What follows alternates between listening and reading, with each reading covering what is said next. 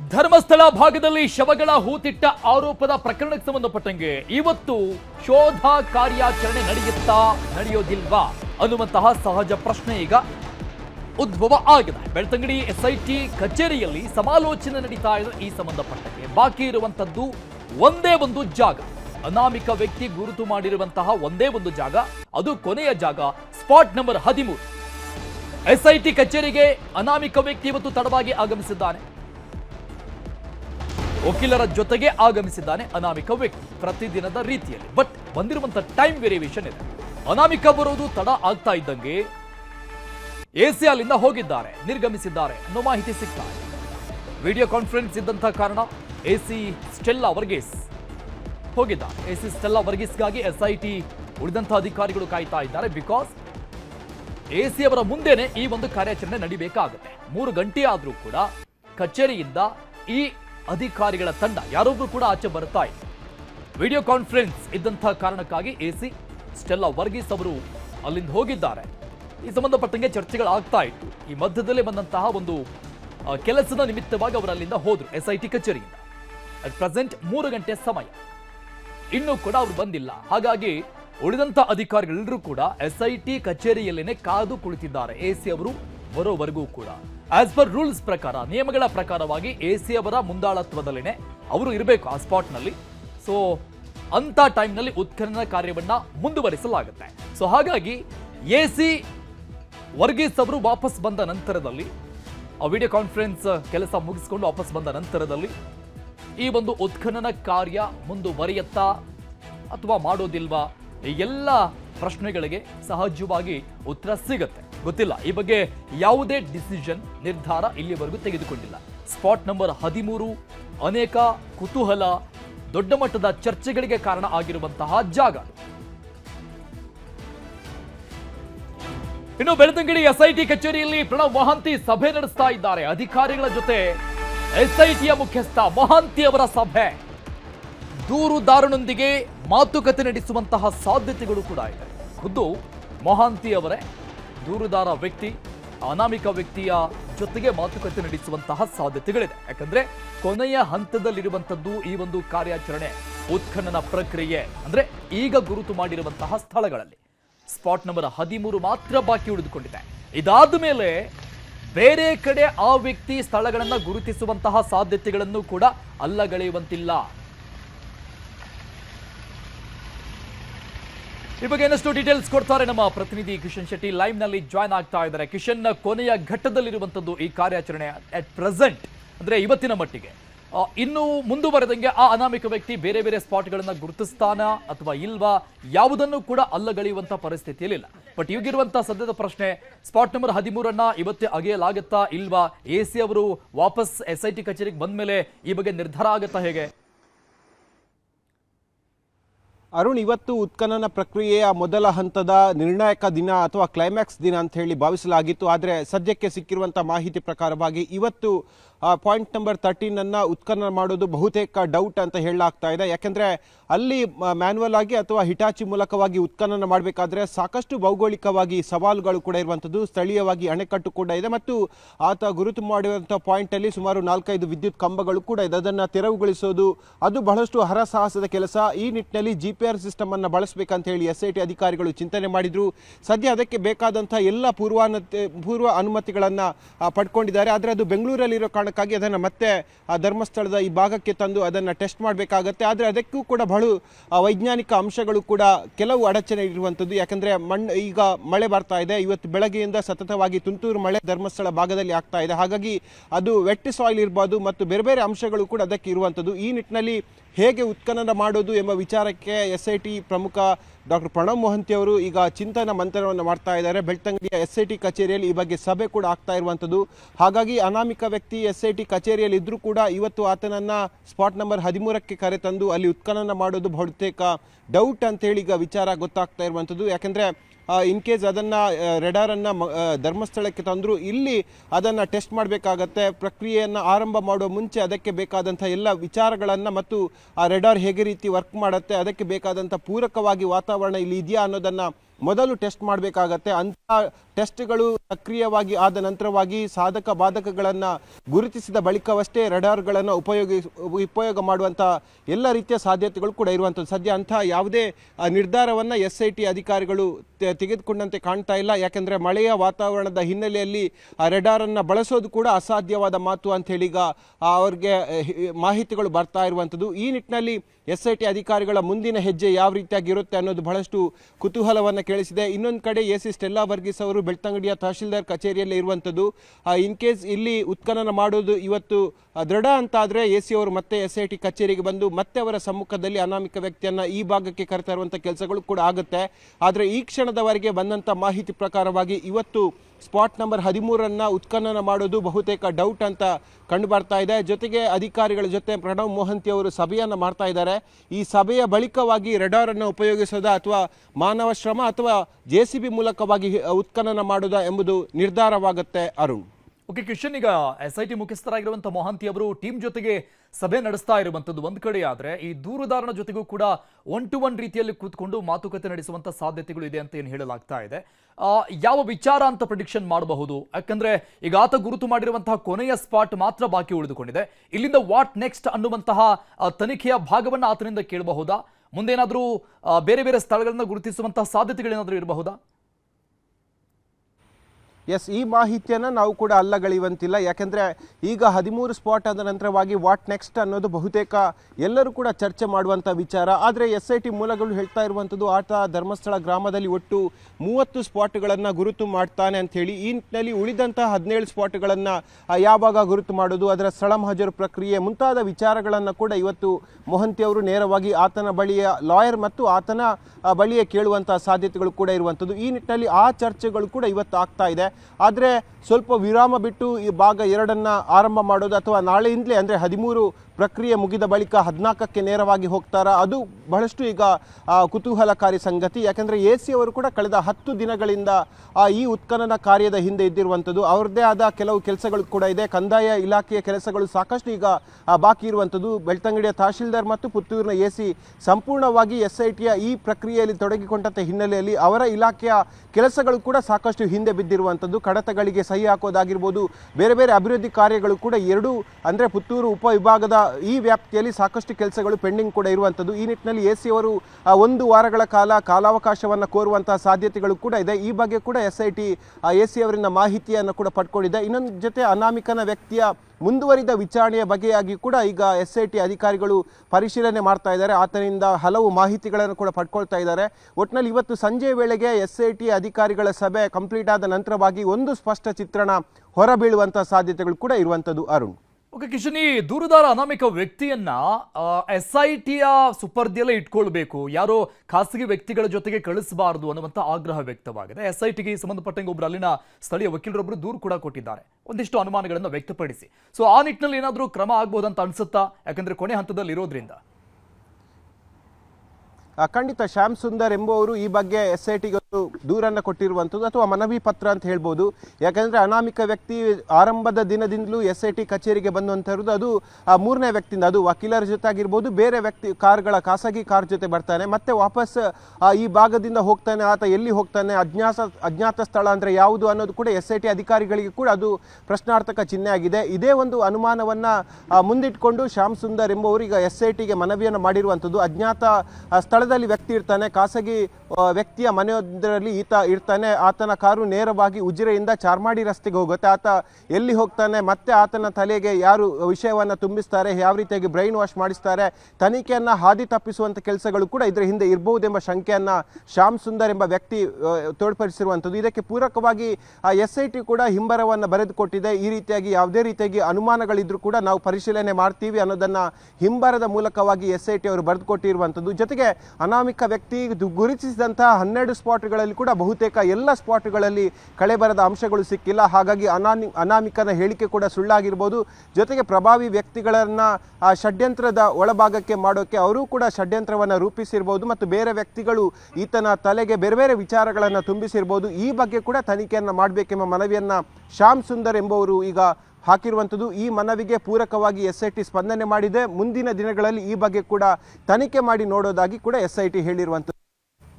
Okay Kishan, ಹಾಗೆ ಸಂಪರ್ಕದಲ್ಲಿ ಮತ್ತಷ್ಟು ಅಪ್ಡೇಟ್ಸ್ ಪಡಿತಾ ಹೋಗ್ತೀನಿ ನಿಮ್ಮಿಂದ. ಧರ್ಮಸ್ಥಳದಲ್ಲಿ ನಿನ್ನೆ ಉದ್ವಿಗ್ನ ಪರಿಸ್ಥಿತಿ ನಿರ್ಮಾಣ ಆಗಿತ್ತು. ಈ ವಿಚಾರಕ್ಕೆ ಸಂಬಂಧಪಟ್ಟಂಗೆ ಧರ್ಮಸ್ಥಳ ಬೆಳ್ತಂಗಡಿ ಠಾಣೆಯಲ್ಲಿ ಒಟ್ಟಾರೆಯಾಗಿ 7 ಕೇಸ್ಗಳು 7 FIRಗಳು ದಾಖಲಾಗಿದೆ. ಧರ್ಮಸ್ಥಳ ಮತ್ತು ಬೆಳ್ತಂಗಡಿ ಪೊಲೀಸ್ ಸ್ಟೇಷನ್ನಲ್ಲಿ 7 FIR ದಾಖಲಾಗಿದೆ. 150ಕ್ಕೂ ಅಧಿಕ ಜನರ ವಿರುದ್ಧ ಪ್ರತ್ಯೇಕವಾದಂತಹ FIRಗಳು ದಾಖಲಾಗಿದೆ. Totally 7 FIR. ಧರ್ಮಸ್ಥಳ ಪೊಲೀಸ್ ಠಾಣಾ ವ್ಯಾಪ್ತಿಯಲ್ಲಿ 4 ಪ್ರಕರಣ ದಾಖಲಾಗಿದ್ರೆ ಬೆಳ್ತಂಗಡಿ ಪೊಲೀಸ್ ಠಾಣೆಯಲ್ಲಿ 3 ಪ್ರಕರಣ ದಾಖಲಾಗಿದೆ. ಅಕ್ರಮವಾಗಿ ಒಟ್ಟಿಗೆ ಸೇರಿ ಗಲಾಟೆ ಮಾಡಿದಂತಹ ಆರೋಪದಲ್ಲಿ ಕೇಸ್ ದಾಖಲಾಗಿದೆ. ಇದರ ಜೊತೆಗೆ 3 ಸುಮೋಟೋ ಕೇಸ್ಗಳನ್ನು ಕೂಡ ಪೊಲೀಸರು ದಾಖಲಿಸಿಕೊಂಡಿದ್ದಾರೆ. ಪರಸ್ಪರ ಹಲ್ಲೆ ನಡೆಸಿದ ಆರೋಪದಡಿಯಲ್ಲಿ 4 ಪ್ರಕರಣ ದಾಖಲಾಗಿದೆ. ಧರ್ಮಸ್ಥಳ ಬೆಳ್ತಂಗಡಿ ಠಾಣೆಯಲ್ಲಿ ಈ ಪ್ರಕಾರವಾಗಿ ಒಟ್ಟು 7 ಕೇಸ್ಗಳು ದಾಖಲಾಗಿದೆ. ನಿನ್ನೆ ಪಾಂಗಳ ಕ್ರಾಸ್ನಿಂದ ಆರಂಭವಾದಂತಹ ಈ ಒಂದು ಉದ್ವಿಗ್ನ ಪರಿಸ್ಥಿತಿ ಪೊಲೀಸ್ ಸ್ಟೇಷನ್ ಮುಂದೆ ಕೂಡ ಪ್ರತಿಭಟನೆ ಮಾಡುವ ಮಟ್ಟಿಗೆ ಹೋಗಿತ್ತು. ಅದಾದ್ಮೇಲೆ ಪೊಲೀಸ್ ಅಧಿಕಾರಿಗಳು ಅಲ್ಲಿನ ಸ್ಥಳೀಯರ ಪ್ರತಿಭಟನೆಯ ನೇತೃತ್ವವನ್ನು ವಹಿಸಿದಂತವರ ಮನವೊಲಿಸುವಂತ ಪ್ರಯತ್ನವನ್ನ ನಡೆಸಿದ ನಂತರದಲ್ಲಿ ಪರಿಸ್ಥಿತಿ ತಿಳಿಯಾಯಿತು. ಬಟ್ ಅದಕ್ಕಿಂತ ಮೊದಲಿಗೆ ಆದಂತಹ ಬೆಳವಣಿಗೆಯ ಪ್ರಮುಖ ದೃಶ್ಯಗಳನ್ನ ನಮ್ಮ ಸ್ಕ್ರೀನ್ ಮೇಲೆ ನೋಡ್ತಾ ಇದ್ದೀರಿ ನೀವು. ನೆನೆ ಆದಂತಹ ಉದ್ವಿಗ್ನ ಪರಿಸ್ಥಿತಿಯ ಪ್ರಮುಖ ದೃಶ್ಯಾವಳಿಗಳಿದು. ಯಾವ ರೀತಿಯಾಗಿ ಮಾಧ್ಯಮದವರ ಮೇಲೆ ಹಲ್ಲೆ ಆಗಿರುವಂಥದ್ದು, ಯೂಟ್ಯೂಬರ್ಸ್ ಒಂದಿಷ್ಟು ಜನಗಳ ಮೇಲೆ ಹಲ್ಲೆ ಆಗಿತ್ತು. ಅವರು ಹಾಸ್ಪಿಟಲಲ್ಲಿ ಅಡ್ಮಿಟ್ ಆಗಿದ್ದಾರೆ, ಚಿಕಿತ್ಸೆಯನ್ನು ಪಡೆದುಕೊಳ್ತಾ ಇದ್ದಾರೆ. ದೊಡ್ಡ ಮಟ್ಟದ ಪ್ರತಿಭಟನೆಗಳು, ದಿಢೀರಂತ ಪ್ರತಿಭಟನೆ ನಡೀತು ಪೊಲೀಸ್ ಸ್ಟೇಷನ್ ಮುಂದೆ. ಧರ್ಮಸ್ಥಳ ಪೊಲೀಸ್ ಸ್ಟೇಷನ್ ಮತ್ತು ಬೆಳ್ತಂಗಡಿ ಸ್ಟೇಷನ್ನಲ್ಲಿ ಒಟ್ಟಾರೆಯಾಗಿ ಈ ಗಲಾಟೆಗೆ ಸಂಬಂಧಪಟ್ಟಂಗೆ ಒಟ್ಟು 7 ಪ್ರಕರಣಗಳು ದಾಖಲಾಗಿದೆ. 150ಕ್ಕೂ ಹೆಚ್ಚಿನ ಜನರ ಮೇಲೆ ಈ ಒಂದು ಕ್ರಮ ಆಗುವಂತಹ ಸಾಧ್ಯತೆಗಳಿದೆ. ಆರೋಪ ಇದೆ. 3 ಸುಮೋಟೋ ಪ್ರಕರಣ ದಾಖಲಾಗಿದೆ. ಪರಸ್ಪರ ಹಲ್ಲೆ ನಡೆಸಿದಂತಹ ಆರೋಪದಡಿಯಲ್ಲಿ 4 ಪ್ರಕರಣಗಳು ದಾಖಲಾಗಿದೆ. ಧರ್ಮಸ್ಥಳದಲ್ಲಿ 3, ಬೆಳ್ತಂಗಡಿ ಪೊಲೀಸ್ ಸ್ಟೇಷನ್ನಲ್ಲಿ 4. ಈ ರೀತಿಯಾಗಿ ಒಟ್ಟಾರೆ 7 ಪ್ರಕರಣಗಳು ದಾಖಲಾಗಿದೆ.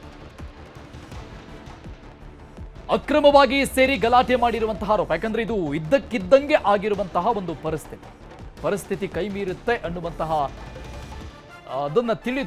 ಪರಿಸ್ಥಿತಿಯನ್ನ ಹತೋಟಿಗೆ ತರುವುದಕ್ಕೆ ಪೊಲೀಸರು ಕೂಡ ಅಲ್ಲಿ ಲಾಠಿ ಚಾರ್ಜ್ ಕೂಡ ನಡೆಸಿದ್ರು, ಸ್ಥಳೀಯರನ್ನ ಚೆದುರಿಸೋದಕ್ಕೆ. ಇದ್ದಕ್ಕಿದ್ದಂಗೆ ಮಾಧ್ಯಮದವರ ಮೇಲೆ ಹಲ್ಲೆ ಮಾಡಿರುವಂತಹ ಪ್ರಕರಣ.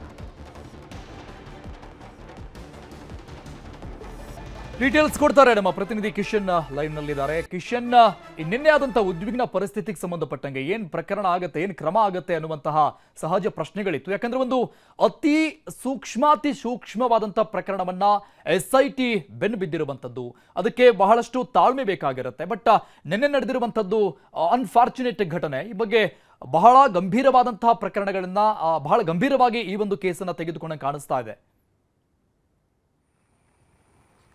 SP ಅರುಣ್ ಕುಮಾರ್ ಅವರ ಕಾರ್ಯಕ್ಷಮತೆ ಮತ್ತು ದಿಟ್ಟ ಕ್ರಮ ಯಾವ ರೀತಿಯಾಗಿ ಇದೆ ಅಂತ ಹೇಳಿದ್ರೆ ಈ ಪ್ರಕರಣ ಕೂಡ ಮತ್ತೊಂದು ಸಾಕ್ಷಿ. ಯಾಕೆಂದ್ರೆ ನಿನ್ನೆ ಬಹಳಷ್ಟು ಉದ್ವಿಗ್ನತೆ ವಾತಾವರಣ ನಿರ್ಮಾಣ ಆಗಿತ್ತು. ಒಂದು ಕಡೆ ಇಡೀ ರಾಷ್ಟ್ರ ಮತ್ತು ರಾಜ್ಯ ಬಹಳಷ್ಟು ಸೂಕ್ಷ್ಮವಾಗಿ ಗಮನ ಕೊಡ್ತಾ ಇರುವಂತಹ ಧರ್ಮಸ್ಥಳದ ಈ ಪ್ರಕರಣವನ್ನು ನಡಿಬೇಕಾದ್ರೆ ಒಂದು ಕಡೆ ಗಲಾಟೆ ಆಗುತ್ತೆ, ಮತ್ತೊಂದು ಕಲ್ಲು ತೂರಾಟ ಪ್ರಕರಣ ಕೂಡ ಆಗುತ್ತೆ. ಆ ಸಂದರ್ಭದಲ್ಲಿ ಆ ಧರ್ಮಸ್ಥಳ ಪೊಲೀಸ್ ಠಾಣೆಗೆ SP ಅರುಣ್ ಕುಮಾರ್, IGP ಅಮಿತ್ ಸಿಂಗ್ ಬರ್ತಾರೆ. ಆ ನಂತರವಾಗಿ ಎರಡೂ ಕಡೆಯಿಂದ ಪ್ರಕರಣವನ್ನು ದಾಖಲಿಸಿಕೊಳ್ತಾರೆ. ಜೊತೆಗೆ ಪೊಲೀಸರೇ 3 ಸುಮೋಟೋ ಪ್ರಕರಣಗಳನ್ನ ದಾಖಲಿಸಿಕೊಂಡಿರುವಂಥದ್ದು. ಅಂದರೆ ಅದು ಆ ಧರ್ಮಸ್ಥಳ ಪೊಲೀಸ್ ಠಾಣೆಯ ಮುಂಭಾಗ ಅದು ಅಕ್ರಮಕೂಟ, ಮತ್ತು ಪಾಂಗಳ ಎಂಬಲ್ಲಿ ಅಕ್ರಮಕೂಟ, ಮತ್ತು ಬೆನಕ ಹಾಸ್ಪಿಟಲ್ ಎಂಬಲ್ಲಿ ಜನ ಸಾಕಷ್ಟು ಸಂಖ್ಯೆಯಲ್ಲಿ ಕೂಡಿದ್ದ ಕಾರಣಕ್ಕಾಗಿ ಅಕ್ರಮಕೂಟ ಅಂತ ಪರಿಗಣಿಸಿ ಈಗ 3 ಸುಮೋಟೋ ಕೇಸ್ಗಳನ್ನು ಪೊಲೀಸರೇ ದಾಖಲಿಸಿಕೊಂಡಿರುವಂಥದ್ದು. ಬೆಳ್ತಂಗಡಿ ಠಾಣೆಯಲ್ಲಿ 3 ಪ್ರಕರಣ, ಧರ್ಮಸ್ಥಳ ಠಾಣೆಯಲ್ಲಿ 4 ಪ್ರಕರಣವನ್ನು ದಾಖಲಿಸಿಕೊಂಡಿರುವಂಥದ್ದು.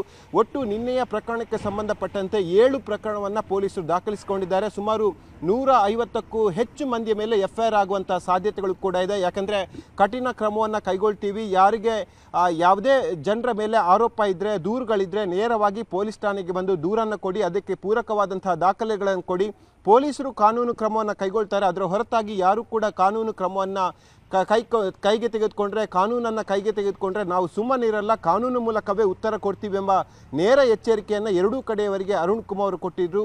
ಅದೇ ಹಿನ್ನೆಲೆಯಲ್ಲಿ ಇವತ್ತು ಬೆಳ್ತಂಗಡಿ ಮತ್ತು ಧರ್ಮಸ್ಥಳ ಪೊಲೀಸ್ ಠಾಣೆಯಲ್ಲಿ ಬರೋಬ್ಬರಿ 7 ಪ್ರಕರಣ ದಾಖಲಾಗಿರುವಂಥದ್ದು. ಈ ಮೂಲಕವಾಗಿ ಕಾನೂನು ಮೂಲಕವಾಗಿ ಯಾರು ಕಾನೂನು ಬಂಜಕರನ್ನ ಕಟ್ಟಿ ಹಾಕುವಂಥ ಕೆಲಸವನ್ನು ಪೊಲೀಸರು ಮಾಡ್ತಾ ಇರುವಂಥದ್ದು. ಅರುಣ್, ಓಕೆ ಕಿಶನ್, ಈ ಪ್ರಕರಣದ ಕೊನೆಯ ಘಟ್ಟದಲ್ಲಿ ಇದ್ದಂತಹ ಸಂದರ್ಭದಲ್ಲಿ ಆಗಿರುವಂತಹ ಮೇಜರ್ ಡೆವಲಪ್ಮೆಂಟ್ ಇದು. ಯಾಕಂದ್ರೆ ಉತ್ಖನನ ಪ್ರಕ್ರಿಯೆ ಆರಂಭದ ಮೊದಲ ದಿನದಿಂದ ಹಿಡಿದು ಇಲ್ಲಿವರೆಗೂ ಕೂಡ, ನಿನ್ನೆವರೆಗೂ ಕೂಡ ಯಾವುದೇ ರೀತಿಯಾದಂತಹ ಈ ರೀತಿ ಕಾನೂನು ಬಾಹಿರ ಘಟನೆಗಳು ನಡೆದಿರಲಿಲ್ಲ.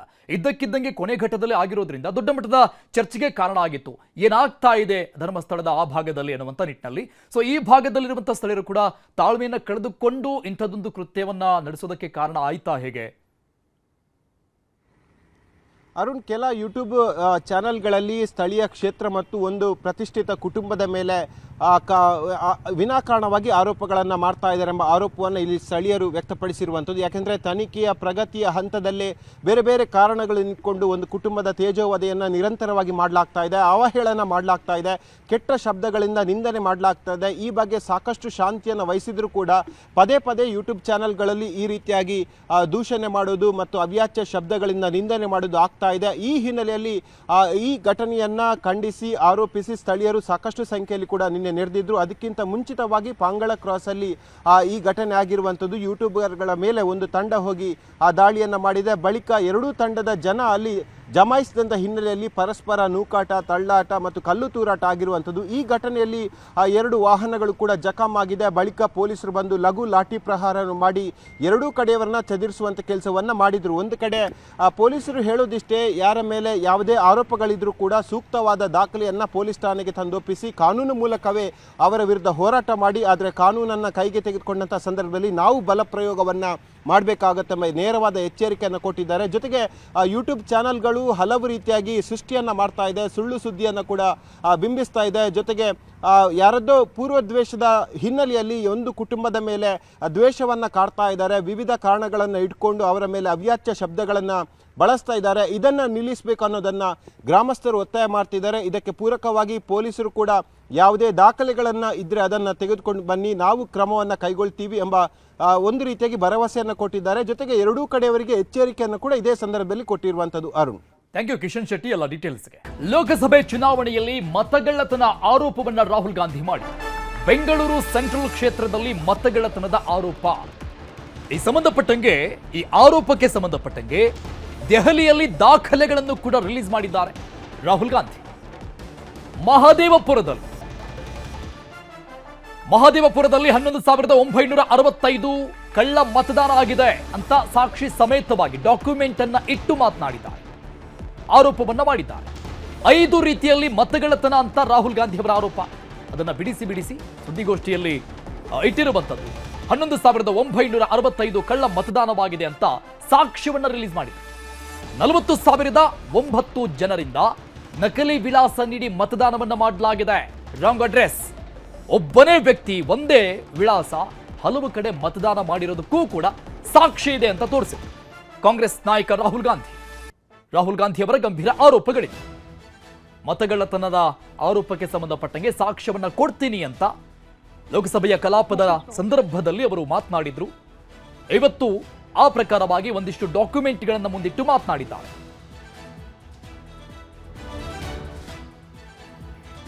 And so here is what we did.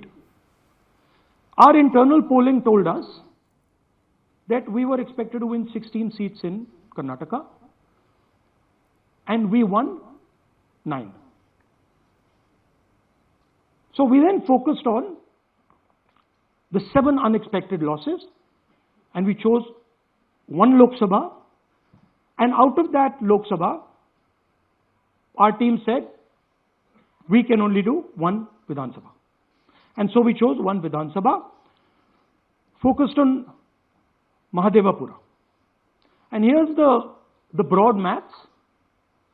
Achha, all the data that we have here is 2024 data from the Election Commission. Everything that we have here is their data. It's a huge imbalance, right? So we started looking at Mahadevapura Assembly, we started looking at the details, and now I'm going to tell you what we found. We found that 1,250,000 votes were stolen. And we're going to tell you how. What is the total number in the assembly? Total number of votes? Bengaluru central ಕ್ಷೇತ್ರದಲ್ಲಿ ಮತಗಳ್ಳತನ ಆರೋಪದ ವಿಚಾರಕ್ಕೆ ಸಂಬಂಧಪಟ್ಟಂಗೆ ಮಹದೇವಪುರ ಮಾತ್ರ ಅಲ್ಲ, ಎಲ್ಲ ಕ್ಷೇತ್ರಗಳಲ್ಲೂ ಕೂಡ ಹೀಗೆ ಆಗಿದೆ. ಕೇಂದ್ರ ಚುನಾವಣಾ ಆಯೋಗ ಕಂಟ್ರೋಲ್ನಲ್ಲಿರುತ್ತೆ ಅಂತ ರಾಮಲಿಂಗಾರೆಡ್ಡಿ ಮಾತನಾಡಿದ್ದಾರೆ. ನಕಲಿ ಮತದಾನ ಲಿಸ್ಟ್ನಿಂದ ಹೆಸರು ತೆಗೆಯೋದು ಆಗ್ತಾ ಇದೆ. ಕೇಂದ್ರ ಚುನಾವಣಾ ಆಯೋಗ ಕಂಟ್ರೋಲಲ್ಲಿರುತ್ತೆ, ಸಚಿವ ರಾಮಲಿಂಗಾರೆಡ್ಡಿ ಅವರ ಹೇಳಿಕೆ. ಒಂದು ಕಡೆ ದೆಹಲಿಯಲ್ಲಿ ಕಾಂಗ್ರೆಸ್ ನಾಯಕ ರಾಹುಲ್ ಗಾಂಧಿ ಅವರ ಆರೋಪದ ಬೆನ್ನಲ್ಲೇ ಈ ಬಗ್ಗೆ ಕಾಂಗ್ರೆಸ್ ನಾಯಕರ ಹೇಳಿಕೆ. ನಾಳೆ ರಾಹುಲ್ ಗಾಂಧಿ ನೇತೃತ್ವದಲ್ಲಿ ಹೋರಾಟ ನಡೆಯುತ್ತೆ. ಬೆಂಗಳೂರಲ್ಲಿ ಸಚಿವ ರಾಮಲಿಂಗಾರೆಡ್ಡಿ ಕೊಟ್ಟಂತಹ ಮಾಹಿತಿ ಜೊತೆಗೆ ರಾಹುಲ್ ಗಾಂಧಿ ಅವರು ಮಾಡಿರುವಂತಹ ಗಂಭೀರ ಆರೋಪಕ್ಕೆ ಸಂಬಂಧಪಟ್ಟಂಗೆ ಸಚಿವ ರಾಮಲಿಂಗಾರೆಡ್ಡಿ ಮಾತನಾಡಿದ್ದಾರೆ. ನಾಳೆ ರಾಹುಲ್ ಗಾಂಧಿ ಅವರು ಬರ್ತಾ ಇದ್ದಾರೆ. ಇದ್ರ ಬಗ್ಗೆನೇ ಪ್ರತಿಭಟನೆ ಕೂಡ ಇದೆ. ಆಮೇಲೆ ಇದೇನು ಹೊಸದೇನಲ್ಲ ನಮ್ಮ ದೇಶದಲ್ಲಿ. ಯಾವಾಗ 2014ರಲ್ಲಿ ಬಿಜೆಪಿ ಸರ್ಕಾರ ಅಧಿಕಾರಕ್ಕೆ ಬಂತು, ಅಧಿಕಾರಕ್ಕೆ ಪೂರ್ವವಾಗಿ ಇದೆಲ್ಲ ಕೂಡ ಅಕ್ರಮಗಳು ಪ್ರಾರಂಭ ಆಯಿತು. ಬರೀ ಮೊದಲು ಟ್ಯಾಕ್ಸಿ ಓಟ್ ಹಾಕ್ತಾ ಇದ್ರು. ನಾನು 85ರಲ್ಲಿ ಮೊದಲನೇ ಎಲೆಕ್ಷನ್ ನಿಂತಿದ್ದು, ಕಾರ್ಪೊರೇಷನ್ ನಿಂತಿದ್ದು 83ರಲ್ಲಿ. ಈ ಟ್ಯಾಕ್ಸಿ ಓಟ್ ಎಲ್ಲ ಹೋಯ್ತು. ಈಗ ಅವಾಗ ಶೇಷನ್ ಇದ್ರು, ಅವರು ಬೇಕಾದಷ್ಟು ರಿಫಾರ್ಮ್ಸ್ ಆಯಿತು. ಆಮೇಲೆ ಬಿಜೆಪಿ ಸರ್ಕಾರ ಅಧಿಕಾರಕ್ಕೆ ಬಂದ ಮೇಲೆ ಯಾವ ರಿಫಾರ್ಮ್ಸು ಇಲ್ಲ. ಎಲ್ಲ ಪಕ್ಷಾಂತರಕ್ಕೆ ಹೆಚ್ಚು ಬಿಜೆಪಿ ಪಕ್ಷನೇ ಒತ್ತು ಕೊಡ್ತಾ ಇದೆ. ಸುಮಾರು 450ಕ್ಕಿಂತಲೂ ಹೆಚ್ಚು ಶಾಸಕರು, ಲೋಕಸಭಾ ಸದಸ್ಯರನ್ನ ಪಕ್ಷಾಂತರ ಮಾಡಿಸ್ಕೊಂಡ್ರು. ಆಮೇಲೆ ಚುನಾವಣೆಗಳಲ್ಲಿ ಆಕ್ರಮ ಮಾಡೋದು, ಇದೆಲ್ಲ ಕೂಡ ವೋಟರ್ ಲಿಸ್ಟ್ನಿಂದ ಹೆಸರು ತೆಗೆಯುವಂಥದ್ದು, ಇದೆಲ್ಲ ಕಾಂಗ್ರೆಸ್ ಯಾರು ವೋಟ್ ಹಾಕ್ತಾರೆ ಅಂಥದ್ದನ್ನೆಲ್ಲ ತೆಗೆಯುವಂಥದ್ದು ಇವತ್ತೇ ಅಲ್ಲ, 14ರಿಂದಲೂ ಕೂಡ ಪ್ರಾರಂಭ ಆಯಿತು. ಈಗಲೂ ಕೂಡ ಇನ್ನು ಮುಂದುವರೆದ ಭಾಗವಾಗಿ ಈಗಲೂ ಕೂಡ ಈ ಬಗ್ಗೆ ಇನ್ನಷ್ಟು ಡೀಟೇಲ್ಸ್ ಕೊಡ್ತಾರೆ ನಮ್ಮ ಪೊಲಿಟಿಕಲ್ ಬ್ಯೂರೋ ಹೆಡ್ ಆಗಿರುವಂತಹ ಚಿದಾನಂದ್ ಪಟೇಲ್ ಲೈವ್ ನಲ್ಲಿ ಜಾಯ್ನ್ ಆಗ್ತಾ ಇದ್ದಾರೆ. ಪಟೇಲ್ರೇ, ನಾಳೆ ಒಂದು ನಿಗದಿ ಆಗಿರುವಂತಹ ಬಹುದೊಡ್ಡ ಹೋರಾಟ, ರಾಹುಲ್ ಗಾಂಧಿ ಅವರು ಈ ಹೋರಾಟದ ನೇತೃತ್ವವನ್ನು ವಹಿಸಿಕೊಂಡಿರ್ತಾರೆ.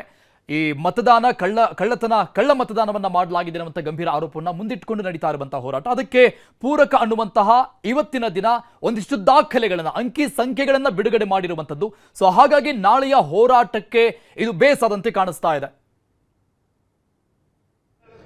ಅರುಣ್ ಉಗಾರ್, ಚುನಾವಣಾ ಆಯೋಗದ ವಿರುದ್ಧ ಸಮರಸ್ತಾ ಲೋಕಸಭೆ ವಿಪಕ್ಷ ನಾಯಕ ರಾಹುಲ್ ಗಾಂಧಿ ಅವರು ಇವತ್ತು ದೆಹಲಿಯಲ್ಲಿ ಮಹತ್ತರವಾದ ದಾಖಲೆಗಳನ್ನು ಬಿಡುಗಡೆ ಮಾಡಿರುವಂಥದ್ದು.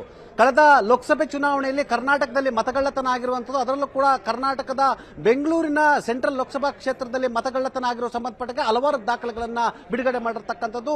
ಅನೇಕ ನಕಲಿ ಮತದಾರರನ್ನ ಭಾರತೀಯ ಜನತಾ ಪಕ್ಷ ಸೇರ್ಪಡೆ ಮಾಡಿರ್ತಕ್ಕಂಥದ್ದು. ಸುಮಾರು 11,009 ಹೊಸ ನಕಲಿ ಮತದಾರರನ್ನ ಸೇರ್ಪಡೆ ಮಾಡಿರ್ತಕ್ಕಂಥದ್ದು. ಈ ನಕಲಿ ಮತದಾರರು ಪರಸ್ಪರ ಮಹಾರಾಷ್ಟ್ರ, ಮಧ್ಯಪ್ರದೇಶ ಸೇರಿದಂತೆ ಅನೇಕ ಕಡೆ ತನ್ನ ಮತದಾರ ಗುರುತಿನ ಚೀಟಿ ಹೊಂದಿರತಕ್ಕಂಥದ್ದು ಮತ್ತು ಅದೇ ರೀತಿ ಕರ್ನಾಟಕದಲ್ಲೂ ಕೂಡ ಯಾವುದೇ ವಿಳಾಸವಿಲ್ಲದಿದ್ದರೂ ಕೂಡ ಇವರು ನಕಲಿ ಮತದಾರರಾಗಿರ್ತಕ್ಕಂಥದ್ದು ಮತ್ತು ತಮ್ಮ ಮತದಾನ ಗುರುತು ಪತ್ರವನ್ನು ಹೊಂದಿರತಕ್ಕಂಥ. ಆ ಮುಖಾಂತರ ಒಂದು ಕಡೆ ಕಾಂಗ್ರೆಸ್ ಅಭ್ಯರ್ಥಿ ಸೋಲಿಗೆ ಕಾರಣಕರ್ತ ಆಗಿರ್ತಕ್ಕಂಥ. ಈ ಮುಖಾಂತರ ಚುನಾವಣಾ ಆಯೋಗ ಪರೋಕ್ಷವಾಗಿ ಭಾರತೀಯ ಜನತಾ ಪಕ್ಷಕ್ಕೆ ಬೆಂಬಲ ನೀಡಿದಂತೇಳಿ ರಾಹುಲ್ ಗಾಂಧಿ ಅವರು ಆರೋಪವನ್ನು ಮಾಡಿರುವಂಥದ್ದು. ಸುಮಾರು 11,000 ಜನರ ಅಕ್ರಮ ಮತದಾನ ನಡೆದಿದೆ ಅನ್ನೋ ಒಂದು ಆರೋಪದ ಬೆನ್ನಲ್ಲೇ ಸುಮಾರು 40,009 ನಕಲಿ ಮತದಾರರನ್ನ ಸೃಷ್ಟಿ ಮಾಡಿದೆ ಅಂತೇಳಿ ಆರೋಪನ ಮಾಡಿರತಕ್ಕಂಥದ್ದು.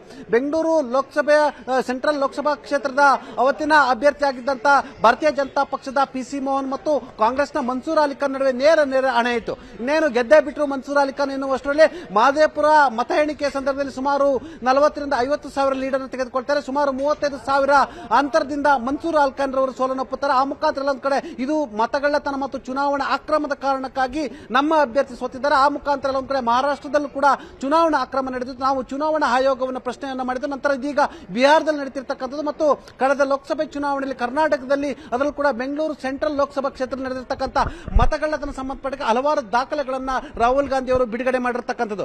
ಇದರ ಬೆನ್ನಲ್ಲೇ ಚುನಾವಣಾ ಆಯೋಗದ ವಿರುದ್ಧ ಸಮರ ಸಾರಿರ್ತಕ್ಕಂಥ ರಾಹುಲ್ ಗಾಂಧಿ ಅವರು ನಾಳೆ ಬೆಂಗಳೂರಿನಲ್ಲಿ ಅತಿದೊಡ್ಡ ಹೋರಾಟವನ್ನು ಮಾಡ್ತಿರ್ತಕ್ಕಂಥದ್ದು. ಫ್ರೀಡಂ ಪಾರ್ಕ್ ನಲ್ಲಿ ಕರ್ನಾಟಕ ಕಾಂಗ್ರೆಸ್ ವತಿಯಿಂದ ಪ್ರತಿಭಟನೆ ನಡೆಸಿರ್ತಕ್ಕಂಥದ್ದು. ಈ ಒಂದು ಪ್ರತಿಭಟನೆಯಲ್ಲಿ ರಾಹುಲ್ ಗಾಂಧಿ ನೇತೃತ್ವ ವಹಿಸಿರ್ತಕ್ಕಂಥದ್ದು. ನಂತರ ಚುನಾವಣಾ ಆಯೋಗಕ್ಕೆ ದೂರನ್ನು ಕೂಡ ಕೊಡ್ತಿರುವಂತದ್ದು. ಆ ಮುಖಾಂತರ ಎಲ್ಲ ಒಂದ್ ಕಡೆ ಭಾರತೀಯ ಜನತಾ ಪಕ್ಷ ಚುನಾವಣಾ ಆಯೋಗವನ್ನು ದುರುಪಯೋಗ ಪಡಿಸಿಕೊಳ್ತಿದೆ ಮತ್ತು ಸಾಂವಿಧಾನಿಕ ಸಂಸ್ಥೆ ಆಗಿರ್ತಕ್ಕಂಥ ಚುನಾವಣಾ ಆಯೋಗ ಕೂಡ ಏಕಪಕ್ಷೀಯವಾಗಿ ಕೆಲಸ ಮಾಡ್ತಿದೆ ಅಂತೇಳಿ ಗಂಭೀರ ಆರೋಪವನ್ನು ಮಾಡಿರುವಂತಹ ಆರೋಪಕ್ಕೆ ಇಂಬು ನೀಡುವಂತೆ ಬೆಂಗಳೂರು ಲೋಕಸಭಾ ಕ್ಷೇತ್ರದಿಂದ ಸೆಂಟ್ರಲ್ ಲೋಕಸಭಾ ಕ್ಷೇತ್ರದ ಮತಗಳ್ಳತನದ ಹಲವಾರು ದಾಖಲೆಗಳನ್ನ ಬಿಡುಗಡೆ ಮಾಡಿರುವಂತದ್ದು. ಇದೇ ಕಾರಣಕ್ಕಾಗಿ ಕರ್ನಾಟಕದಿಂದ ಎಲ್ಲೊಂದ್ ಕಡೆ ಮತ್ತೆ ಚುನಾವಣಾ ಆಯೋಗದ ವಿರುದ್ಧ ಮತ್ತು ಭಾರತೀಯ ಜನತಾ ಪಕ್ಷದ ವಿರುದ್ಧ ಹೋರಾಟವನ್ನು ಹಮ್ಮಿಕೊಂಡಿರ್ತಕ್ಕಂಥ ರಾಹುಲ್ ಗಾಂಧಿ ಅವರು ಆ ಮುಖಾಂತರ ಬಿಹಾರ ವಿಧಾನಸಭೆ ಚುನಾವಣೆಯಲ್ಲಿ ಕೂಡ ತನ್ನ ಹೋರಾಟವನ್ನು ಮುಂದುವರಿಸುವ ಭಾಗವಾಗಿ ಈ ಒಂದು ಹೋರಾಟವನ್ನು ಹಮ್ಮಿಕೊಂಡಿದ್ದಾರೆ ಅಂತ ಹೇಳಲಾಗ್ತಿದೆ. ಪೂಗಾರ್ ಓಕೆ ಪಾಟೀಲ್ ರೀ, ಈ ಆರೋಪಕ್ಕೆ ಸಂಬಂಧಪಟ್ಟಂಗೆ ಬಿಜೆಪಿ ನಾಯಕರು ಕೂಡ ಅದನ್ನ ಡಿಫೆಂಡ್ ಮಾಡ್ಕೊಳ್ತಾ ಇರುವಂತದ್ದು, ಅಂದ್ರೆ ಅದನ್ನ ಅಲ್ಲಗಳಿತಾ ಇದ್ದಾರೆ. ಈ ರೀತಿಯಾಗಿ ಆರೋಪ ಬಂದಿದೆ ಅಂತ ಕೇಳಿದಾಗ ಅವ್ರ ಹತ್ರ ದಾಖಲೆಗಳು ಇದೆ ಅಂತ ಇದ್ರೆ ಆ ಬಗ್ಗೆ ಎಲೆಕ್ಷನ್ ಕಮಿಷನ್ ಅನ್ನ ಕೇಳ್ಕೊಳ್ಳಿ, ಅದನ್ನು ಹೊರತುಪಡಿಸಿದಂಗೆ ಬೇಕು ಅಂತ ಇದ್ರೆ ಕೋರ್ಟ್ ಮೊರೆ ಹೋಗ್ಲಿ, ಕಾನೂನಾತ್ಮಕವಾದಂತಹ ಹೋರಾಟವನ್ನ ಮಾಡಲಿ, ಅದಕ್ಕೆ ಆನ್ಸರೇಬಲ್ ಎಲೆಕ್ಷನ್ ಕಮಿಷನ್ ಆಗಿರುತ್ತೆ, ಅದಕ್ಕೆ ಆನ್ಸರ್ ಅನ್ನ ಎಲೆಕ್ಷನ್ ಕಮಿಷನ್ನೇ ಕೊಡುತ್ತೆ ಅಂತ. ಸೊ ಆ ಪ್ರಕಾರವಾಗಿ ಈಗ ಎಲೆಕ್ಷನ್ ಕಮಿಷನ್ ಕೂಡ ಆ ಬಗ್ಗೆ ರಿಯಾಕ್ಷನ್ ಕೊಟ್ಟಿದೆ, ಪಿಟಿಷನ್ ಹಾಕೊಳ್ಳಿ ನೀವು ಅಂತ. So that is only way ಅಂತ ಅನ್ಸುತ್ತೆ ಡಿಫೆಂಡ್ ಮಾಡ್ಕೊಳ್ಳೋಕೆ ಈಗ. ಉಗಾರ್, ಈ ಹಿಂದೆ ಕೂಡ ಮಹಾರಾಷ್ಟ್ರದ ವಿಧಾನಸಭೆ ಚುನಾವಣೆಯಲ್ಲಿ ಚುನಾವಣಾ ಅಕ್ರಮ ನಡೀತು ಮತ್ತು ಮತಗಳ್ಳತನ ನಡೀತು ಅಂತ ಹೇಳಿ ಹಲವಾರು ದಾಖಲೆಗಳನ್ನು ಕೂಡ ರಾಹುಲ್ ಗಾಂಧಿ ಅವರು ಬಿಡುಗಡೆ ಮಾಡಿದ್ರು. ಆ ಸಂದರ್ಭದಲ್ಲೂ ಕೂಡ ಚುನಾವಣಾ ಆಯೋಗ ತನ್ನದೇ ಆದ ದಾಖಲೆಯನ್ನು ಬಿಡುಗಡೆ ಮಾಡಿತ್ತು. ಇದೀಗ ಎಲ್ಲೊಂದ್ ಕಡೆ ಕಾಂಗ್ರೆಸ್ ಪಕ್ಷ ಚುನಾವಣಾ ಆಯೋಗದ ಏಜೆಂಟ್ ರೀತಿ ಮತ್ತು ವಕ್ತಾರರಂತೆ ಭಾರತೀಯ ಜನತಾ ಪಕ್ಷ ಮಾತನಾಡ್ತಿರ್ತಕ್ಕಂಥ ಇದಕ್ಕೆ ದಾಖಲೆಗಳನ್ನ ಕೊಡುವಂಥದ್ದು ಮತ್ತು ಸಮಂಜಸವಾದ ಉತ್ತರವನ್ನು ಕೊಡುವಂಥದ್ದು ಮತ್ತು ತಪ್ಪಾಗಿ ಸರಿಪಡಿಸುವ ಕೆಲಸ ಅದು ಚುನಾವಣಾ ಆಯೋಗದಾಗಿರಬೇಕು. ಆದರೆ ಭಾರತೀಯ ಜನತಾ ಪಕ್ಷವೇ ಮುಂದಾಳತ್ವ ವಹಿಸಿಕೊಂಡು ಚುನಾವಣಾ ಆಯೋಗದ ಪರವಾಗಿ ಮತ್ತು ಬೆನ್ನಿಗೆ ನಿಂತು ಮಾತನಾಡ್ತಿದೆ ಅಂತ ಕಾಂಗ್ರೆಸ್ ಆರೋಪವನ್ನು ಮಾಡಿರ್ತಕ್ಕಂಥದ್ದು. ಇದೀಗ ರಾಹುಲ್ ಗಾಂಧಿ ಅವರು ದಾಖಲೆಗಳನ್ನು ಬಿಡುಗಡೆ ಮಾಡಿರುವಂತದ್ದು, ಆ ದಾಖಲೆಗಳಿಗೆ ಪೂರಕವಾಗಿ ಭಾರತೀಯ ಜನತಾ ಪಕ್ಷ ಮತಗಳ್ಳತನ ಆಗಿದೆಯೋ ಇಲ್ಲ ಅಂತೇಳಿ ತನ್ನ ಮತ್ತೊಂದು ದಾಖಲೆಯನ್ನು ಬಿಡುಗಡೆ ಮಾಡಬೇಕಾಗಿರ್ತಕ್ಕಂಥದ್ದು. ಈಗಾಗಲೇ ಲೋಕಸಭೆ ಚುನಾವಣೆ ಮುಗಿದು 1 ವರ್ಷ ಕಳೆದಿರ್ತಕ್ಕಂಥದ್ದು. ಯಾಕಂತ ಹೇಳಿದ್ರೆ ಸಾಮಾನ್ಯವಾಗಿ ಚುನಾವಣೆ ನಡೆದ 60 ದಿನಗಳೊಳಗೆ ಪಿಟಿಷನ್ ಅನ್ನು ಸಲ್ಲಿಸಬೇಕಾಗಿತ್ತು. ಆದರೆ ಪಿಟಿಷನ್ ಕೂಡ ಸಲ್ಲಿಸಲಿ ಇದೀಗ ಚುನಾವಣೆ ಮುಗಿದು 1 ವರ್ಷದ ನಂತರ ಆರೋಪ ಮಾಡ್ತಿರುವಂತದ್ದು ಎಷ್ಟರ ಮಟ್ಟಿಗೆ ಸರಿ ಅನ್ನೋದು ಭಾರತೀಯ ಜನತಾ ಪಕ್ಷದ ಪ್ರಶ್ನೆ ಆಗಿರ್ತಕ್ಕಂಥದ್ದು. ಒಟ್ಟಾರೆ ಚುನಾವಣಾ ಆಯೋಗದ ವಿರುದ್ಧ ಸಮರ ಸಾರ್ತಕ್ಕಂಥ ರಾಹುಲ್ ಗಾಂಧಿ ಅವರು ಬಿಹಾರದಲ್ಲೂ ಕೂಡ ಎಲ್ಲೊಂದು ಕಡೆ ಚುನಾವಣಾ ಅಕ್ರಮ ನಡೀತಿದೆ. ಈ ಒಂದು ಚುನಾವಣಾ ಅಕ್ರಮಕ್ಕೆ ಚುನಾವಣಾ ಆಯೋಗವೇ ಸಾಥ್ ನೀಡುತ್ತೆ, ಆ ಮುಖಾಂತರ ಭಾರತೀಯ ಜನತಾ ಪಕ್ಷಕ್ಕೆ ಸಹಕಾರ ಮಾಡ್ತಿದೆ ಅಂತೇಳಿ ಗಂಭೀರ ಆರೋಪವನ್ನು ಮಾಡ್ತಿರುವಂತದ್ದು. ಉಗಾರ್, ಓಕೆ ಪಟೇಲ್, ಇದರ ಜೊತೆಗೆ ಇನ್ನೊಂದಿಷ್ಟು ವಿಚಾರಗಳನ್ನ ಬಿಜೆಪಿ ನಾಯಕರು ಹೇಳ್ತಾ ಇದ್ದಾರೆ. ಈಗ ಎಲೆಕ್ಷನ್ ಕಮಿಷನ್ ಇದ್ರೂ ಕೂಡ ಅದಕ್ಕಾಗಿ ದುಡಿತಾ ಇರುವಂತವರು ಯಾರು? ಸರ್ಕಾರದ ಅಧಿಕಾರಿಗಳಿರ್ತಾರೆ ಇಲ್ಲಿನ ರಾಜ್ಯದಲ್ಲಿ. ನಮ್ಮ ವಿಚಾರಕ್ಕೆ ಸಂಬಂಧಪಟ್ಟಂಗೆ ತಗೊಂಡ್ರೆ ಸರ್ಕಾರದ ಅಧಿಕಾರಿಗಳು ರಾಜ್ಯ ಸರ್ಕಾರದ ಅಧೀನದಲ್ಲಿರ್ತಾರೆ. ಸೊ ಅವರ ಅಧಿಕಾರಿಗಳನ್ನ ಅವರೇ ನಂಬ್ತಾ ಇಲ್ವಾ? DC ಆಗಿರ್ಬೋದು, ಮತ್ತೊಬ್ಬರಾಗಿರ್ಬೋದು, ಅವರೇ ಈ ಏನು ಮತದಾರರ ಪಟ್ಟಿ ಪರಿಷ್ಕರಣೆ ಮಾಡೋರಾಗಿರ್ಬೋದು, ಸೇರ್ಪಡೆ ಆಗಿರ್ಬೋದು, ಅಥವಾ ಹೆಸರುಗಳನ್ನ ತೆಗೆದು ಆಗಿರ್ಬೋದು ಅಧಿಕಾರಿಗಳು ಮಾಡ್ತಾ ಇದ್ದಾರೆ. ಅದನ್ನ ರಾಜ್ಯ ಸರ್ಕಾರ ನಂಬ್ತಾ ಇಲ್ವಾ ಅಂತ ಪ್ರಶ್ನೆ ಕೇಳ್ತಿದ್ದಾರೆ. ಉಗಾರ್, ಈಗಾಗಲೇ ಭಾರತೀಯ ಜನತಾ ಪಕ್ಷ ನೀವು ಹೇಳಿದಂತೆ ಪ್ರಶ್ನೆಗಳ ಸುರಿಮಳಿನ ಎಸೆದಿರ್ತಕ್ಕಂಥದ್ದು. ಯಾಕಂತ ಹೇಳಿದ್ರೆ ಚುನಾವಣಾ ಅಧಿಕಾರಿಗಳು ಕೂಡ ಅದು ರಾಜ್ಯ ಸರ್ಕಾರದ ಅಣತಿಯಲ್ಲಿರ್ತಾರೆ, ಅವರು ರಾಜ್ಯ ಸರ್ಕಾರದ ಅಧಿಕಾರಿಗಳಾಗಿರ್ತಾರೆ ಎಂಬ ಪ್ರಶ್ನೆ ಎತ್ತಿರ್ತಕ್ಕಂಥ. ಆದ್ರೆ ಕಾಂಗ್ರೆಸ್ ಪಕ್ಷ ಎತ್ತಕ್ಕಂಥ ಪ್ರಶ್ನೆ ಅಂತ ಹೇಳಿದ್ರೆ ಒಂದು ವೇಳೆ ಚುನಾವಣೆ ಘೋಷಣೆ ಆದ ಬಳಿಕ ನೀತಿ ಸಂಹಿತೆ ಜಾರಿಯಾಗುತ್ತೆ. ನೀತಿ ಸಂಹಿತೆ ಜಾರಿಯಾದ ತಕ್ಷಣ ಇಡೀ ಚುನಾವಣೆ ವ್ಯವಸ್ಥೆ ಕೇಂದ್ರ ಚುನಾವಣಾ ಆಯೋಗದ ಕಂಟ್ರೋಲ್ಗೆ ಸಿಗುತ್ತೆ. ಎಲ್ಲ ಅಧಿಕಾರಿಗಳು ಕೂಡ ಕೇಂದ್ರ ಚುನಾವಣಾ ಆಯೋಗದ ಕಂಟ್ರೋಲ್ ಸಿಗ್ತಾರೆ. ಆಗ ಅವರು ರಾಜ್ಯ ಸರ್ಕಾರದ ಇಶಾರೆಗೆ ಬರೋದಿಲ್ಲ ಮತ್ತು ರಾಜ್ಯ ಸರ್ಕಾರದ ಸೂಚನೆಗೂ ಬರಲ್ಲ ಮತ್ತು ಅವರೆಲ್ಲರೂ ಕೂಡ ಕೇಂದ್ರ ಚುನಾವಣಾ ಆಯೋಗ ಸೂಚಿಸಿದಂತೆ ಮತ್ತು ತಿಳಿಸಿದಂತೆ ಕೇಂದ್ರ ಚುನಾವಣಾ ಆಯೋಗದ ನಿರ್ದೇಶನದಂತೆ ಅವರು ನಡೆದುಕೊಳ್ತಾರೆ ಮತ್ತು ಅದು ಅನಿವಾರ್ಯತೆ ಕೂಡ ಆಗಿರುತ್ತೆ. ಒಂದು ವೇಳೆ ಕೇಂದ್ರ ಚುನಾವಣಾ ಆಯೋಗದ ನಿರ್ದೇಶನವನ್ನು ಪಾಲಿಸಲಿಲ್ಲ ಅಂದ್ರೆ ಆಯಾ ಚುನಾವಣಾ ಅಧಿಕಾರಿಗಳು ಮತ್ತು ಚುನಾವಣಾ ಕೆಲಸ ಮಾಡುವಂತವ್ರನ್ನ ಅಧಿಕಾರದಿಂದ ಕಿತ್ತೆಸೆಯುವ ಮತ್ತು ಅಥವಾ ಅಮಾನತು ಮಾಡತಕ್ಕಂಥ ಅಧಿಕಾರ ಇರತಕ್ಕಂಥದ್ದು. ಹಾಗಾಗಿ ಎಲ್ಲೊಂದು ಕಡೆ ಅಧಿಕಾರಿಗಳು ಕೂಡ ಕೇಂದ್ರ ಚುನಾವಣಾ ಆಯೋಗದ ಸೂಚನೆ ಮತ್ತು ನಿರ್ದೇಶನಕ್ಕೆ ಎದುರಿ ಅನಿವಾರ್ಯವಾಗಿ ಕೇಂದ್ರ ಚುನಾವಣಾ ಆಯೋಗದ ಪರವಾಗಿ ಕೆಲಸ ಮಾಡ್ತಾರೆ ಅಂತೇಳಿ ಆರೋಪವನ್ನು ಮಾಡ್ತಿರ್ತಕ್ಕಂಥದ್ದು. ಉಗಾರ್, ಓಕೆ, ಇನ್ನು ಈ ಮಾಡ್ತಾ ಇರುವಂತ ಗಂಭೀರ ಆರೋಪ ಇನ್ ಕೇಸ್ ಸಾಬೀತಾಗುತ್ತೋ ಬಿಡುತ್ತೋ ಗೊತ್ತಿಲ್ಲ. ಇನ್ ಕೇಸ್ ಏನಾದ್ರೂ ಹೌದು ಅನ್ನೋದಾದ್ರೆ ಪಕ್ಷಾತೀತವಾಗಿ ಕಾಂಗ್ರೆಸ್ಸೋ ಬಿಜೆಪಿನೋ ಅಥವಾ JDS ಪಕ್ಷಾತೀತವಾಗಿ ಇದರ ವಿರುದ್ಧ ಧ್ವನಿ ಎತ್ತಬೇಕಾದಂತ ಪರಿಸ್ಥಿತಿ ಬರುತ್ತೆ. ಯಾಕಂದ್ರೆ ಇದು ಡೆಮಾಕ್ರಸಿಗೆ ಬೀಳುವಂತ ಅತಿ ದೊಡ್ಡ ಪೇಟಲ್ವಾ? ಅಫ್ಕೋರ್ಸ್ ಉಗಾರ್, ಇದು ಈ ಸಂವಿಧಾನದ ಆಶಯಗಳನ್ನ ಗಾಳಿಗೆ ತೂರಿದಂತೆ ಮತ್ತು ಪ್ರಜಾಪ್ರಭುತ್ವದ ಕಗ್ಗೋಲೆ ಅಂತ ಹೇಳಿದ್ರೆ ತಪ್ಪಾಗಲಾರದು. ಆದರೆ ಚುನಾವಣಾ ಆಯೋಗದ ಅಕ್ರಮಗಳ ಬಗ್ಗೆ ಚುನಾವಣಾ ಆಯೋಗ ಅಕ್ರಮಗಿಲ್ಲದೆ ಅಂತೇಳಿ ಏನು ದೂರು ನೀಡ್ತಕ್ಕಂಥ ಕಾಂಗ್ರೆಸ್ ಪಕ್ಷ ಇರತಕ್ಕಂಥದ್ದು, ಅದು ಭಾರತೀಯ ಜನತಾ ಪಕ್ಷ ಇರತಕ್ಕಂಥದ್ದು, ಈ ದೇಶದ ಅನೇಕ ಪಕ್ಷಗಳಿರ್ತಕ್ಕಂಥದ್ದು. ಮೊದಲು ಈ ಪಕ್ಷಗಳು ಮತದಾರರಿಗೆ ಆಮಿಷ ಒಡ್ಡುವುದನ್ನು ನಿಲ್ಲಿಸಬೇಕಾಗಿರ್ತಕ್ಕಂಥದ್ದು ಮತ್ತು ಮತದಾರರಿಗೆ ಬೇರೆ ಬೇರೆ ರೀತಿಯ ಹಣವನ್ನು ಕೊಡುವಂಥದ್ದು, ಆಮಿಷವನ್ನು ಕೊಡುವಂಥ, ಆ ಮುಖಾಂತರ ಮತವನ್ನು ಮಾಡಿಸಿಕೊಳ್ಳುವುದನ್ನು ಕೂಡ ಇವರು ಬಂದು ಕೈ ಬಿಡಬೇಕು. ಆ ಮುಖಾಂತರ ಇವರು ಚುನಾವಣಾ ಸುಧಾರಣೆಗೆ ಮತ್ತು ಬದಲಾವಣೆಗೆ ಆಯಾ ಪಕ್ಷಗಳು ಮೊದಲು ಕೈ ಹಾಕಬೇಕು. ಆ ಮುಖಾಂತರ ಚುನಾವಣಾ ಆಯೋಗ ಕೂಡ ಅನಿವಾರ್ಯವಾಗಿ ಎಲ್ಲೊಂದು ಕಡೆ ಸಕ್ರಮವಾಗಿ ಚುನಾವಣೆ ನಡೆಸಲಿಕ್ಕೆ ಕೂಡ ಮುಂದಾಗುತ್ತೆ. ಆದರೆ ಈ ರಾಜಕೀಯ ಪಕ್ಷಗಳು ಈಗ ರಾಹುಲ್ ಗಾಂಧಿ ಆರೋಪವನ್ನು ಮಾಡ್ತಾರೆ, ಇವರದೇ ಕಾಂಗ್ರೆಸ್ ಪಕ್ಷ ಆಮಿಷ ಒಡ್ಡಿ ಹಣವನ್ನು ಕೊಟ್ಟು ಮತವನ್ನು ಪರ್ಚೇಸ್ ಮಾಡುವಂಥದ್ದು ಎಷ್ಟು ಮಟ್ಟಿಗೆ ಸರಿ ಎಂಬ ಪ್ರಶ್ನೆ ಕೂಡ ಎಸೆಯಲಾಗುತ್ತದೆ. ಆದರೆ ಇದಕ್ಕೆ ರಾಹುಲ್ ಗಾಂಧಿ ಇರಬಹುದು, ಕಾಂಗ್ರೆಸ್ ಪಕ್ಷಕ್ಕೆ ಉತ್ತರವಿಲ್ಲ. ಅದೇ ರೀತಿ ಭಾರತೀಯ ಜನತಾ ಪಕ್ಷ ಇರಬಹುದು, ಕರ್ನಾಟಕದಲ್ಲಿ JDS ಇರಬಹುದು ಅಥವಾ ಬೇರೆ ಪಕ್ಷಗಳು ಇರಬಹುದು, ಈ ಪಕ್ಷಗಳೇ ಮತದಾರರನ್ನ ಎಲ್ಲೊಂದು ಕಡೆ ಭ್ರಷ್ಟರಾಗಿ ಮಾಡ್ತಿರ್ತಕ್ಕಂಥದ್ದು ಮತ್ತು ಆಮಿಷ ಮತ್ತು ಹಣವನ್ನು ಒಡ್ಡು ಮುಖಾಂತರ ಮತವನ್ನು ಲಾಭವನ್ನು ಪಡಿತಿರ್ತಕ್ಕಂಥದ್ದು ಕೂಡ ಇದು ಕೂಡ ಚುನಾವಣಾ ಇದು ಪ್ರಜಾಪ್ರಭುತ್ವ ವ್ಯವಸ್ಥೆಯ ಕಗ್ಗೊಲೆ ಮತ್ತು ಸಂವಿಧಾನದ ಆಶಯಗಳು ಕೂಡ ಇದು ಕೂಡ ವಿರುದ್ಧವಾಗಿರ್ತಕ್ಕಂಥದ್ದು. ಹಾಗಾಗಿ ಎಲ್ಲರೂ ಕೂಡ ವಿಮರ್ಶೆಯನ್ನು ಮಾಡ್ಕೊಳ್ಬೇಕಾಗಿರ್ತಕ್ಕಂಥದ್ದು ಕಾಂಗ್ರೆಸ್ ಇರ್ಬೋದು, ಬಿಜೆಪಿ ಇರ್ಬೋದು ಅಥವಾ ಇತರ ಪಕ್ಷಗಳು ಇರ್ತಕ್ಕಂಥದ್ದು. ಇವರೆಲ್ಲರೂ ಕೂಡ ಚುನಾವಣಾ ಸುಧಾರಣೆ ಮತ್ತು ನ್ಯಾಯಸಮ್ಮತವಾಗಿ ಎಲ್ಲರೂ ಕೂಡ ಚುನಾವಣೆ ಮಾಡಲಿಕ್ಕೆ ಮುಂದಾದ್ರೆ ಚುನಾವಣಾ ಆಯೋಗ ಅಂತವೂ ಕೂಡ ಇಂಥ ಅಕ್ರಮಗಳಿಗೆ ಮುಂದಾಗ್ಲಿಕ್ಕೆ ಕೂಡ ಎಲ್ಲೊಂದ್ ಕಡೆ ಭಯ ಬೀಳುವ ಸಂದರ್ಭ ಕೂಡ ಎದುರಾಗುತ್ತೆ. ಆದ್ರೆ ರಾಜಕೀಯ ಪಕ್ಷಗಳ ಅಕ್ರಮ ಕೇಳಿದ್ರೆ ಎಲ್ಲೊಂದ್ ಕಡೆ ಇವರು ಚುನಾವಣಾ ಆಯೋಗದ ವಿರುದ್ಧ ಅಥವಾ ಮತ್ತಾವುದೋ ಸಾಂವಿಧಾನಿಕ ಸಂಸ್ಥೆ ವಿರುದ್ಧ ಪ್ರಶ್ನೆ ಮಾಡುವ ನೈತಿಕತೆಯನ್ನು ಕೂಡ ಕಳೆದುಕೊಳ್ಳುವಂತ ಸ್ಥಿತಿ ನಿರ್ಮಾಣ ಆಗಿರುವಂತದ್ದು. ಉಗಾರ್.